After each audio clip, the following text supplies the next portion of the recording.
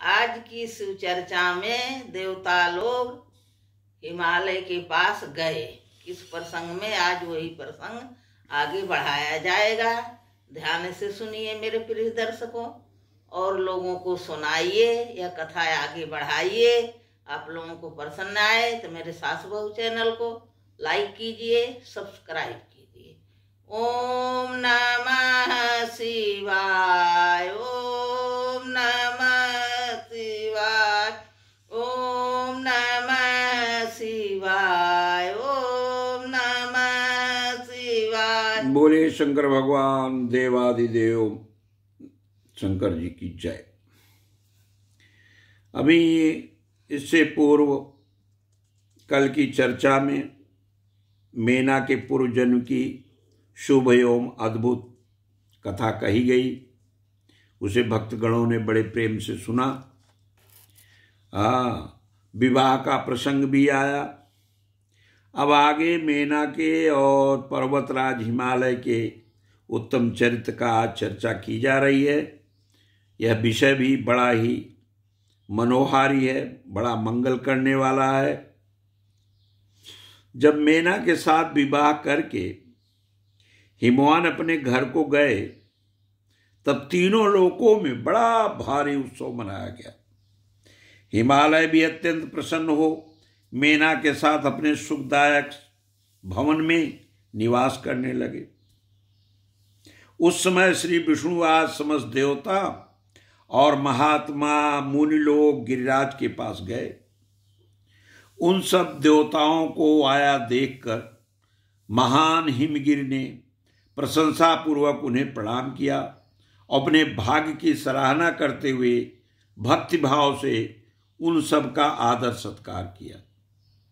हाथ जोड़कर मस्तक झुकाकर वे बड़े प्रेम से स्तुति करने को उद्यत हुए। शैलराज के शरीर में महान रोमांच हो आया। उनके नेत्रों से प्रेम के आंसू बहने लगे। हिमशैल ने प्रसन्न मन से अत्यंत प्रेम पूर्वक प्रणाम किया और विनीत भाव से खड़े श्री विष्णुवाद देवताओं से उन्होंने प्रार्थना की कि आज मेरा जन्म सफल हो गया है। हिमवान ने कहा, मेरी बड़ी भारी तपस्या सफल हो गई भगवान। आज मेरा ज्ञान सफल हो गया। आज मेरी सारी की सारी क्रियाएं सफल हो गई। आज मैं धन्य हो गया। मेरी सारी भूमि धन्य हो गई। मेरा कुल धन्य हो गया। मेरी स्त्री तथा मेरे सब कुछ धन्य हो गया। इसमें संशय नहीं है, क्योंकि आप सब महान देवता एक साथ मिलकर एक ही समय पर मेरे यहाँ पधारे, यहाँ आए।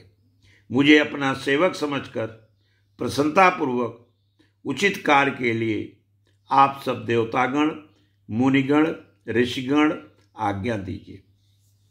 जब हिमगिरि ने ऐसा कहा तो सब देवता बड़े प्रसन्न हुए, ऋषि लोग बड़े प्रसन्न हुए, मुनि लोग बड़े प्रसन्न हुए और उन्होंने समझा कि अब तो मेरा कार्य सिद्ध ही हो गया। तो देवताओं ने हिमवान से कहा, हिमाचल पर्वत से कहा कि हमारी कुछ बातें आप ध्यान से सुनिए। हम लोग जिस काम के लिए यहाँ आए हैं उसे आपको प्रसन्नतापूर्वक बताना चाहते हैं। हे गिरिराज, पहले जो जगदम्बा उमा दक्ष कन्या सती के रूप में प्रकट हुई थी और रुद्र पत्नी होकर सुदीर्घ काल तक इस भूतल पर क्रीड़ा करती रही, वे ही अंबिका सती अपने पिता से अनादर पाकर अपनी प्रतिज्ञा का स्मरण करके यज्ञ में शरीर त्याग अपने परम धाम को पधार गई थी। हे हिमगिरे, यह कथा लोक में विख्यात है और तुम्हें भी मालूम है, तुम भी जानते हो, तुम्हें भी विदित है। यदि वही सती पुनः तुम्हारे घर में प्रकट हो जाए तो देवताओं का महान लाभ हो सकता है। श्री विष्णुवाद देवताओं की यह बात सुनकर गिरिराज हिमालय मन ही मन बहुत प्रसन्न हुए। आदर से झुक गए और बोले, हे प्रभु, हे विष्णु, हे आदरणीय देवतागण, सम्माननीय देवतागण, ऐसा हो तो बड़े सौभाग्य की बात है। इसके उपरांत वे देवता उन्हें बड़े आदर से उमा को प्रसन्न करने की विधि बताकर स्वयं सदाशिव पत्नी उमा की शरण में चले गए। एक सुंदर स्थान में स्थित होकर समस्त देवताओं ने जगदम्बा मां सती का स्मरण किया और बारंबार प्रणाम करके वहां श्रद्धापूर्वक उनकी स्तुति करने लगे। देवता बोले, हे देवी, हे शिवलोक में निवास करने वाली देवी, हे उमे, हे जगदम्बे, हे सदाशिव प्रिय, हे दुर्गे, हे महेश्वरी, आपको बारंबार नमस्कार है। आप पावन स्वांत स्वरूप श्री शक्ति हैं, परम पावन पुष्टि हैं, अव्यक्त प्रकृति और महत्तम ये आपके ही रूप हैं। हम सभी लोग भक्तिपूर्वक आपको नमस्कार करते हैं। आप कल्याणमयी शिवा हैं, आपके हाथ भी कल्याणकारी हैं।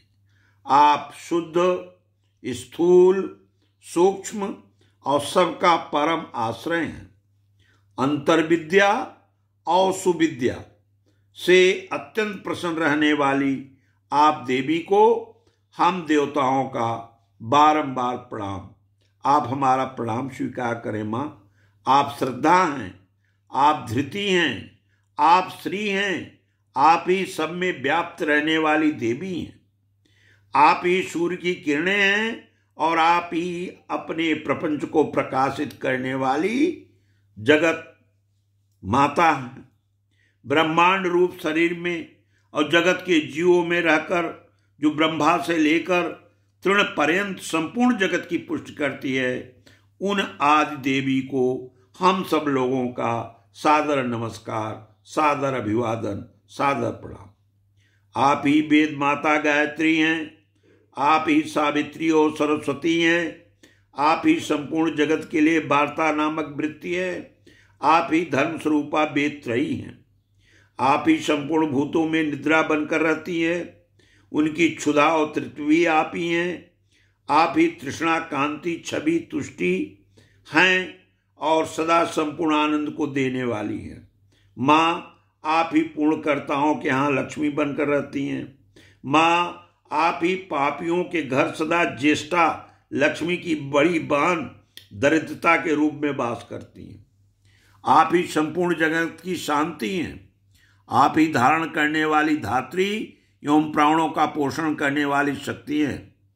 आप ही पांचों भूतों के सार तत्व को प्रकट करने वाली तत्व स्वरूपा है। आप ही नीतिज्ञों की नीति तथा व्यवसाय रूपिणी हैं। आप ही साम वेद की गीत हैं। आप ही ग्रंथि हैं। आप ही अजुर मंत्रों की आहुति हैं।